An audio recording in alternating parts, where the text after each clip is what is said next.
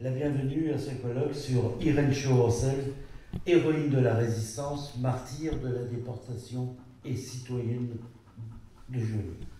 Ce colloque est organisé en partenariat, j'ai retiré le mot collaboration, c'est pas terrible, dans ce milieu-là, vaut mieux prendre partenariat, un vrai partenariat, avec l'Association pour la recherche sur l'occupation de la résistance dans Lyon, autrement dit la RORI, avec le soutien de la ville de Joigny, de l'Association des Amis de Georges Champrin, de l'Association Mémoire et Histoire des Républicains Espagnols de Lyon et l'Association nationale des anciens combattants et amis de la résistance, l'ANAC.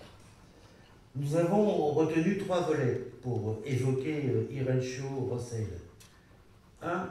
Une femme engagée par Catherine Monjanel. Catherine est membre du Cercle d'études de la déportation et de la Shoah et membre de la commission Histoire de la Fédération française de l'ordre maçonnique mixte international, le droit humain. Ensuite, nous entendrons Joël Droglan sur les enjeux de la résistance iconaise en 1943. Joël Droglan est historien et vice-président de l'ARORI et non pas de l'ARDI, comme c'est écrit dans le journal. Donc, il a eu une jolie promotion. Et enfin, nous entendrons Corinne Ménestrov, le parcours d'une résistance. Corinne est psychologue clinicienne et docteur en littérature française, chargée de cours à l'UT Rive de la Seine, Université de Paris-Cité. Après ces communications, nous aurons une table ronde avec les intervenants, animée par Frédéric Gant, qui est le président de la ROI, et nous lancerons un échange avec le public. Avant de donner la parole à Catherine Monjanel, j'aimerais vous faire écouter, et non pas entendre, écouter un document sonore tout à fait exceptionnel. C'est 50 ans après les faits que Georges Champrin, George Samprun, c'est une traduction littérale pour les Espagnols, trace le portrait d'Irène Shaw. Il est au micro d'Alain Vincent, que je salue, pour Radio Triage FM. Nous sommes le 19 janvier 1995. Écoutons Georges Champrin qui parle d'Irène Shaw. Et donc, ma dernière image d'Irène, c'est de la voir revenir des interrogatoires qui se passaient, j'imagine, dans la villa de la Gestapo que je connais, et de la voir chaque jour plus détruite, physiquement plus. Je l'ai vu vieillir en quelques semaines. Parce que j'imagine qu'à travers la délation qui a conduit la Gestapo dans la maison d'Irène, et à travers d'autres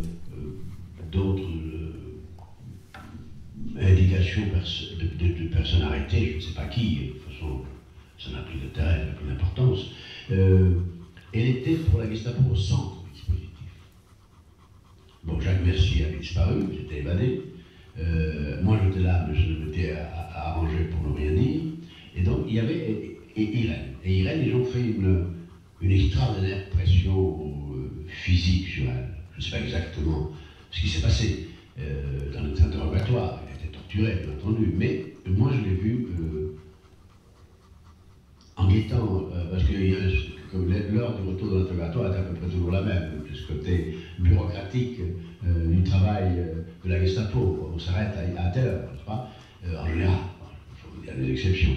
Il y a parfois des interrogatoires qui ne s'arrêtent pas jusqu'à la mort, ou jusqu'à ce le craque, jusqu'à ce qu'ils se convainquent, eux, qu'il n'y a rien à en tirer.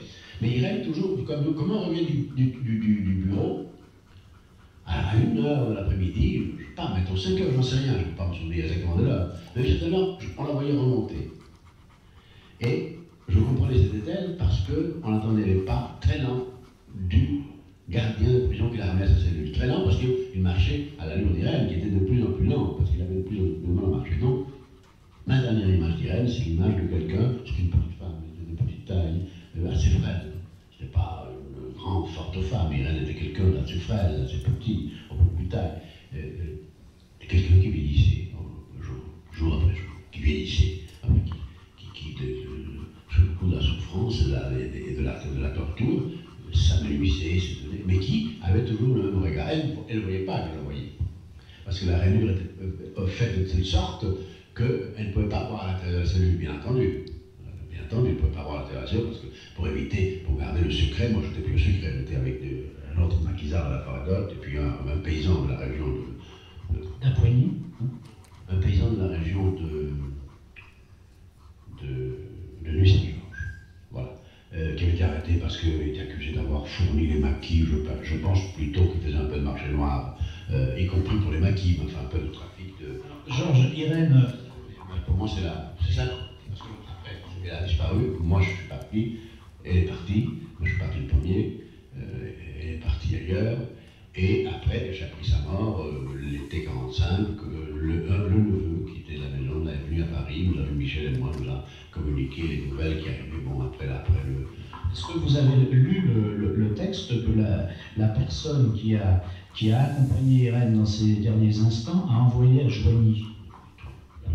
Il figure dans les documents que je vais vous laisser. Et ça se termine ainsi, qu'il a trouvé par hasard. Hein. Ces dernières paroles, c'est qu'on n'a rien donné quand on n'a pas tout donné. Vous pensez que ça correspond à ce que vous avez connu? Tout à fait, tout à fait, tout à fait.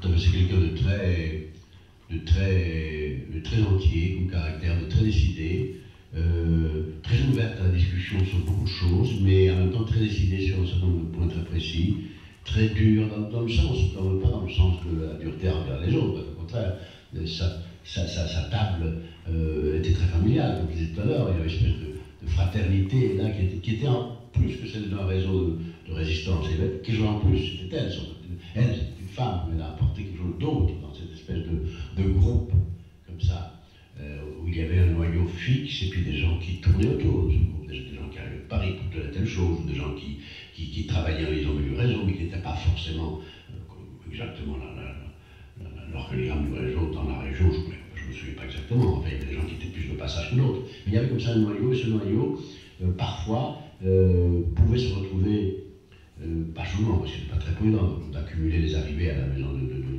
du bord de l'eau, de Pizy, mais parfois pour manger ensemble. Et là, elle apportait quelque chose.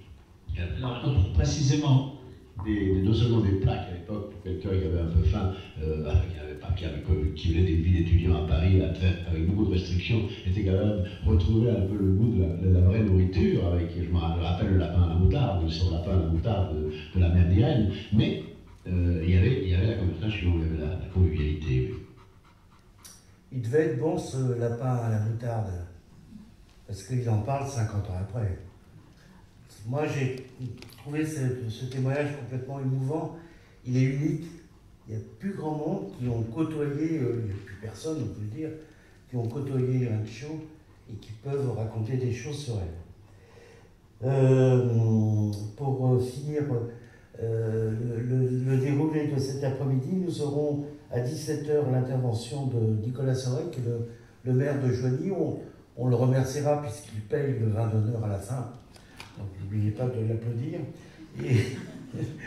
Et Jean-Luc Prieur et moi-même, on présentera deux objets qui ont appartenu à Irène, le sac, ce qu'on appelle le sac d'Irène, et la broche d'Irène. Et puis, je voulais saluer la présence de l'arrière-petit-neveu d'Irène, qui est là, au deuxième rang, et des petites filles de Léonie et de Rossel qui sont par là aussi. Voilà, ils sont là. Merci à vous tous d'être venus. Remercier aussi Pâques, qui est à la régie là-haut, et de Nicolas Rodriguez, qui lui est celui qui va faire la captation vidéo de ce colloque. L'intérêt, c'est qu'ensuite on le mettra sur une plateforme, et si vous avez des amis et des connaissances qui n'ont pas pu assister à ce colloque, eh bien ils pourront le voir dans quelques semaines. On prendra le temps de faire un joli montage. Voilà, c'est ce que je voulais vous présenter. Je vous souhaite une excellente après-midi avant de passer la parole à Catherine Montjanel. Catherine.